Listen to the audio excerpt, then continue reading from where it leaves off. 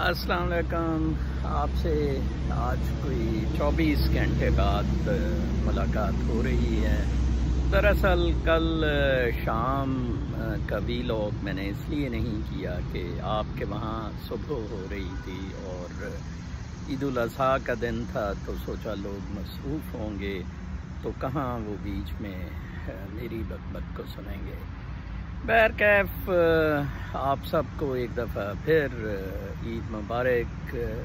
اور مجھے اندازہ ہے کہ جیسے کہ میں نے اپنے پہلے 2 ویلاگز عید پر کیے کہ یہ اب کوئی خوشی کا تہوار تو نہیں رہ گیا ہے، سوائے غم کے، سوائے دکھوں کے، افسوس کے. کل پیٹرول کی قیمت بھی بڑھ گئی اور ہم پہلے ہی چینی اور باقی چیزوں کا رونا رو رہے تھے.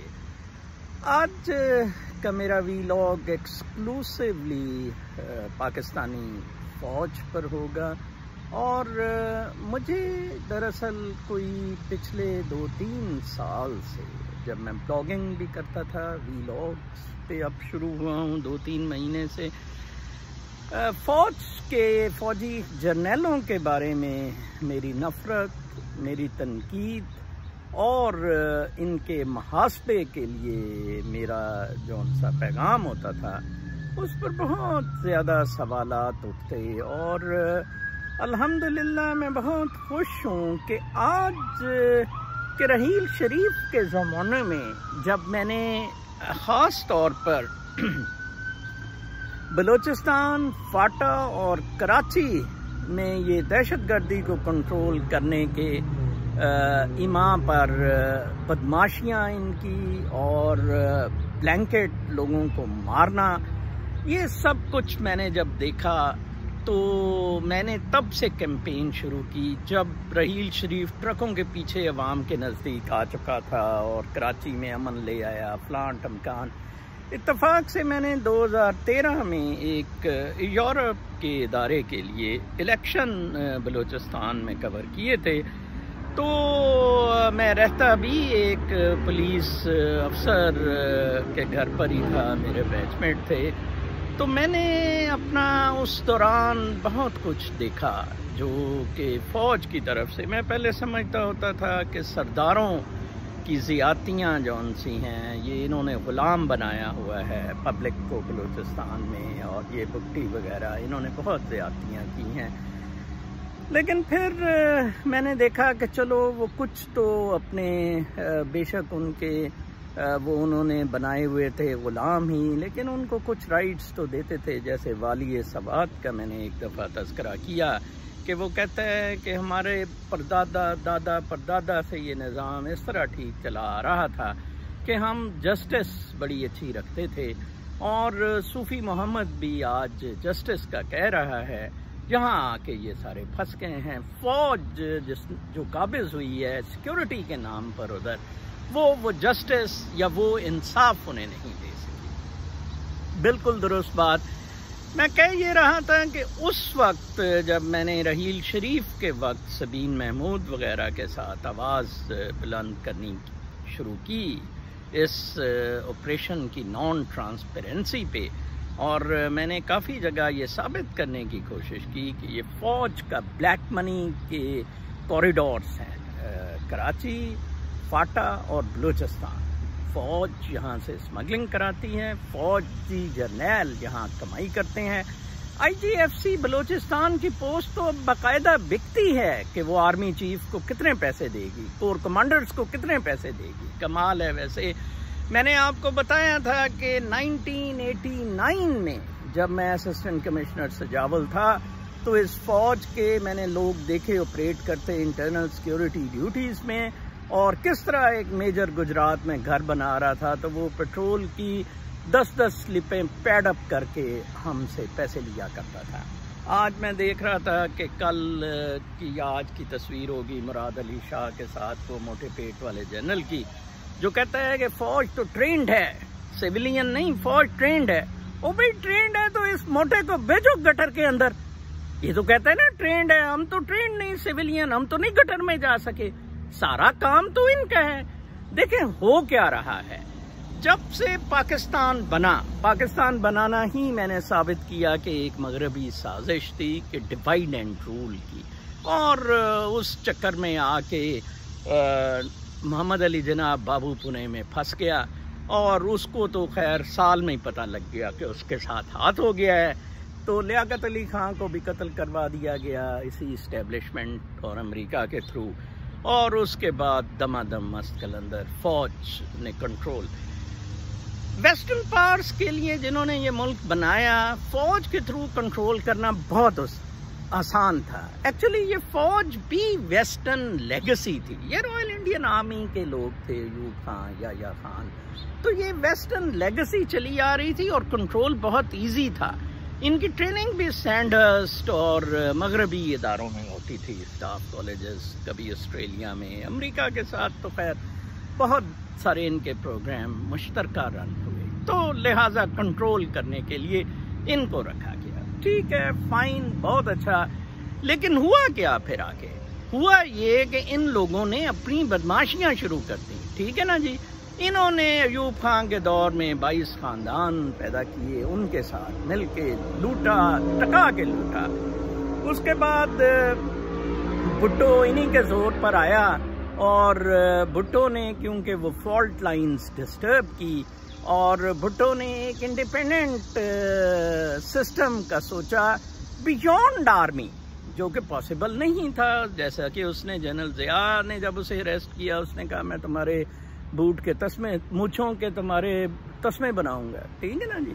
تو اس طرح کر کے وہ پھر چلا گیا، اور اس کے بعد ان کے پاس 2-3 لوگ بہت ان کو کارآمد ہوئے۔ ایک مولویوں کو استعمال کیا، رائٹ ایکسٹریمسٹ کو، وہاں انہوں نے حافظ سعید کو پالا ہے، ٹھیک ہے جی۔ وہاں یہ 2 طریقے سے اس کو جسٹیفائی کرتے رہے، ایک تو کہ اسلام کے نام پر یہ ملک بنا ہے، تو لہٰذا یہ مولوی بتائے گا کہ اس کو کیسے چلانا ہے، اور مولوی ہمارے ساتھ ہے فوج کے، یہ وہ ٹھپیاں لگاتے رہے، ملا ملٹری الائنس چلتے رہے شروع سے۔ نمبر 2، انہوں نے کہا جی کہ یہ ملا کے پاس جنت میں بھیجنے کا بھی نظام ہے، جس سے دشمن کا کنٹرول بہت اچھا ہے، ٹھیک ہے جی۔ تو برین واشنگ کی، اور ایک انہوں نے تربیتی کیمپس بنائے، اور لشکر طیبہ اور لشکر جھنگوی اور یہ سارے لشکر بنا دیے کہ جی یہ کشمیر لے کے دیں گے، یہ لال قلعے پہ جھنڈا لگائیں گے۔ آج شاہ محمود قریشی کہہ رہا تھا اس کا نام اب سری نگر، اب وہ نئی گیم پہ چلا گیا ہے، ٹھیک ہے نا جی۔ کیسے یہ گھومتے کیسے ہیں دیکھیں، اب وہ چین نے اپنا جال بچھانا شروع کیا نا، تو اب پھر کشمیر فتح کرنا اور لال قلعے پہ جھنڈا یاد آ گیا، ٹھیک ہے نا جی۔ کیوں؟ کوئی نہیں جی، چین تو ہے ایک طرف۔ اچھا، اگر اتنے لالے پڑ رہے ہیں، وہ بٹی نامی پاکستانی تو ادھر جیل میں ہی مر گیا بیچارہ تشدد سے ہندوستان میں، ٹھیک ہے نا۔ پھر اس کا ایک کمبختو کچھ کر لو، جو سپائس تم نے پکڑے ہوئے ہیں انڈیا کے، کچھ نہیں۔ تو میں یہ بات کر رہا تھا کہ ان کو انہوں نے اقتدار میں فوج کا آنا، فوج کو گندا کرنے کی ایک بہت بڑی وجہ تھی۔ آپ 1971 کا دیکھیں کیا ہوا۔ دکھ یہ ہے کہ حمود الرحمان کمیشن رپورٹ پبلش ہونی چاہیے تھی تاکہ پوسٹیریٹی کے لیے لیسنز ہوتے۔ ادھر تو دیکھیں جی، انہوں نے اپنی آرچائیو ساری پبلک کی ہوئی ہے، اپنے سارے جون سے سیکرٹ ڈاکیومنٹس ہیں، اور ان کو میں نے کئی دفعہ ادھر لائبریری میں کتابوں میں پڑھا ہے، اس میں صاف لکھا ہوا ہے کہ ہنری کسنجر بزت یحییٰ خان کے ساتھ مل کے ان لوگوں کو بنگال میں مارنے کے لیے، ٹھیک ہے نا جی۔ اور اس میں کونسلیٹ کے، یو ایس کونسلیٹ کے، ڈھاکہ کے باقاعدہ ٹیلی گرامز ہیں کہ حالات اس طرح نہیں ہے کسنجر صاحب جس طرح آپ سوچ رہے ہیں، یہ تو معاملات بہت خراب ہیں۔ یہ جنرل رانی کے ساتھ اور شراب کے نشے میں جناب صاحب یہ دھتے پڑ گئے۔ چلو وہ تو اچھا ہوا ہے، میں مانتا ہوں کہ وہ بنگالی بیچاروں کی کوئی اللہ تعالیٰ نے سن لی، وہی پاکستان بنانے میں سرگرم عمل تھے، ٹھیک ہے جی۔ وہ آج بھی میں دیکھتا ہوں ادھر سٹوروں میں بنگلہ دیش کے کپڑے بہت زیادہ بکتے ہیں، ان کی تو موجیں ہو گئیں۔ اب آ کے ان کو جب انڈیا نے پھر سیکنا شروع کیا تو پھر ان کو چین یاد آ گیا، کیونکہ چین اب نئے اکنامک سسٹم میں بڑا ایکٹیو ہوا ہے۔ تو لیں جی، وہ تو اچھا ہو گیا، لیکن ادھر اب اس طرح نہیں ہونا ہے. آج میں ایک ٹویٹ پڑھ رہا تھا کہ جی یہ کراچی بھی لگتا ہے فوج جا رہی ہے تو بنگلہ دیش کی طرح شاید. بالکل بھی نہیں. کراچی کاسموپولیٹن سٹی ہے. میرا کامنٹ تھا کہ یہ سنگاپور تو بن سکتا ہے لیکن یہ بنگلہ دیش نہیں بن سکتا، اور سنگاپور بھی نہیں بنے گا. اس لیے کیونکہ آپ دیکھیں افغانستان، آپ دیکھیں عراق، آپ دیکھیں ایران، آپ دیکھیں سیریا، آپ دیکھیں لیبیا. بتائیں ان میں سے کوئی ملک اتنے شدید جنگی حالات اور اتنی ملٹی لنگوسٹک، ٹھیک ہے، پاپولیشن کے باوجود کیوں نہیں ٹوٹا؟ ٹھیک ہے نا جی. ہاں سوڈان ٹوٹ گیا، وہاں حالانکہ جنگ نہیں تھی، ٹھیک ہے نا جی. سوڈان شمالی اور جنوبی سوڈان میں تقسیم ہو گیا کرسچن اور ان کی مذہب کی بنیاد پر، ٹھیک ہے نا جی. لسانی بنیادوں پر یہ نہیں ہوئے. اور تو اس لیے میں 100% شور ہوں نمبر 1 کہ پاکستان ٹوٹے گا بالکل نہیں. اور یہ فوج کی وجہ سے نہیں. آپ کی یہ بھول ہے کہ آپ سمجھتے ہیں کہ یہ فوج کی وجہ سے جناب صاحب نہیں ٹوٹے گا. بالکل بھی نہیں. فوج کی وجہ سے نہیں، بلکہ جو انٹرنیشنل سچویشن ہے اور اس طرح آبادیاں، اس طرح کنٹریز بنتے ہی نہیں ہیں ان بنیادوں پہ، ٹھیک ہے نا جی. نمبر 1. اور اب تو جو نیا ورلڈ آرڈر ہے اس میں زیادہ سینٹرلائزیشن ہوتی جا رہی ہے. اس میں جناب صاحب اس طرح کی کوئی گیم نہیں ہے. نمبر 2 یہ کہ یہاں عراق، ایران، افغانستان، شام سے بدتر حالات، بدتر. آپ لکھ لیں، کل بھی میں نے کہا تھا کہ کل کی تاریخ میں میرا لکھ لیں، بدتر حالات ہوں گے، اور صرف پاکستانی فوجی جرنیلوں کی وجہ سے. اچھا میں آپ کو بتا رہا تھا کہ ہوا کیا، ان کو مسلط کر دیا گیا. اب بجائے اس کے کہ چلیں کئی جگہ ملٹری جنرلز رہے لیکن ان کا انجام تو اچھا نہیں نہ رہا. امریکہ ہی پینوشے کو لایا تھا، ٹھیک ہے جی، چلی میں، اور پینوشے کو بعد میں آپ دیکھیں امریکہ نے ہی انٹرنیشنل کرمنل کورٹ سے سزا دلوائی. وہ تو مر گیا تو بچ گیا. سارے ملٹری ڈکٹیٹرز اسی طرح پھنسے، ٹھیک ہے نا جی. وہ اپنی جانیں پھر چھڑاتے پھرتے رہے. بیسیکلی تو یہ اقتدار کا سسٹم ہی ملٹری کا بالکل غلط ہے. ملٹری کا فوج اقتدار کے ساتھ کیا تعلق، ٹھیک ہے نا جی. تو یہ بنیادی فالٹ ہے جو لوگ سمجھتے نہیں ہیں. ہمارے ایک ادھر امریکہ میں غالباً خواجہ اشرف صاحب ٹویٹر پہ ہوتے ہیں، تو انہوں نے کل لکھا تھا کہ take military out of politics کو ٹرینڈ ٹویٹر پہ چلایا جائے. اب دیکھیں it's too late but it's good. مطلب بے شک آپ 72 سال بعد ہی یہ کر رہے ہیں. دس از دا بیسک ریزن. ان کو اقتدار سے 1000 میل دور رکھا جائے. ان کو تو رنڈیاں فرنٹ لائن میں سپلائی کی جاتی تھیں. فوج کو ہمیشہ رنڈیاں گانے بجانے والے فرنٹ لائن پہ کیے جاتے تھے کہ یہ آگے شہر میں گند نہ ڈالیں. ان کی نیپیر بیرکس الگ بنائی ہوئی تھی، ٹھیک ہے نا جی.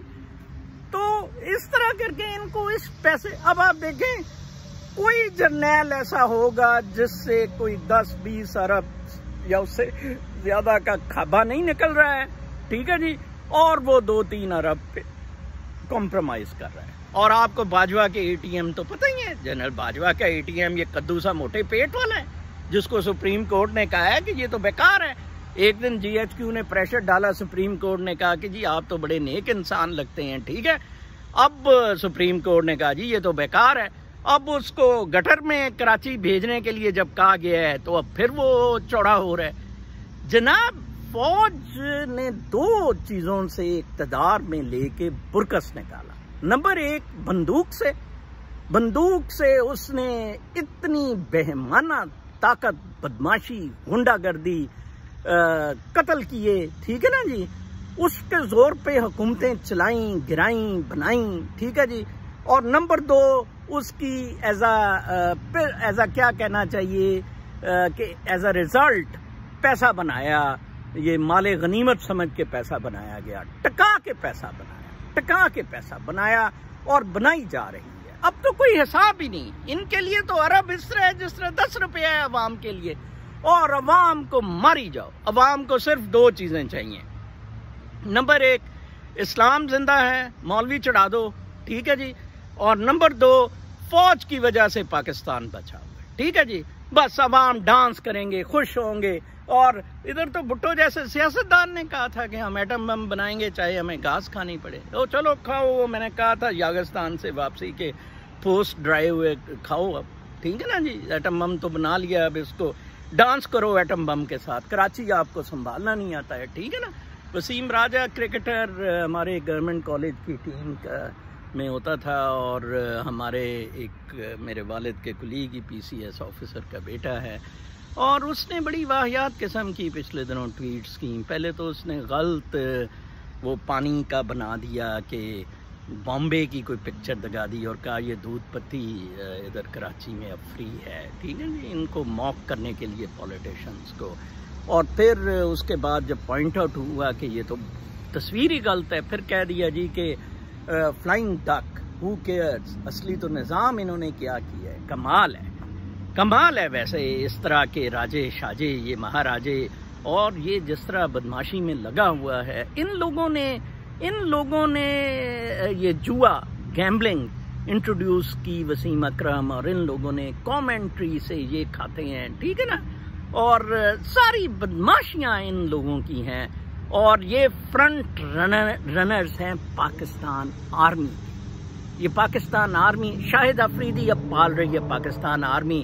پورشے میں اس کا بس چلے تو پورشے کو جانماز پہ کھڑی کر کے, اور اوپر سے وہ کھولے اوپر والی کھڑکی, اور جناب صاحب نماز ادا کریں. حرام زادے, گنڈے, بدماش. ان کو تو جنرلوں کو تو پاکستانی فوج کے قتل کرنا جتنا ثواب ہے میں آپ کو بتا نہیں سکتا. یہ ذہن سے نکال دیں گے یہ پاکستان بچا رہے ہیں. یہ بالکل نہیں پاکستان بچا رہے ہیں. یہ تو ادھر سعودی عرب گئے تو انہوں نے وہ بادشاہوں کا مسئلہ خراب کر دیا, ادھر بادشاہت ختم ہوتی پھر رہی ہے. یہ تو جہاں گئے بدماشی, میر جعفر, میر صادق بننے. وہ بتا دیو جی, مجھے یاد ہے ہمارے ایک حیدرآباد میں کمشنر ہوتے تھے تو بڑی ان دنوں گڑبڑیں ہوتی تھیں, تو سالک نذیر احمد. تو ایک دفعہ ہم بیٹھے تھے تو یہ MQM کے اور یہ لوگ آئے ہوئے تھے, وہ کہتے جی ہمارا نہیں ہے ہاتھ, کوئی کہتا تھا کوئی.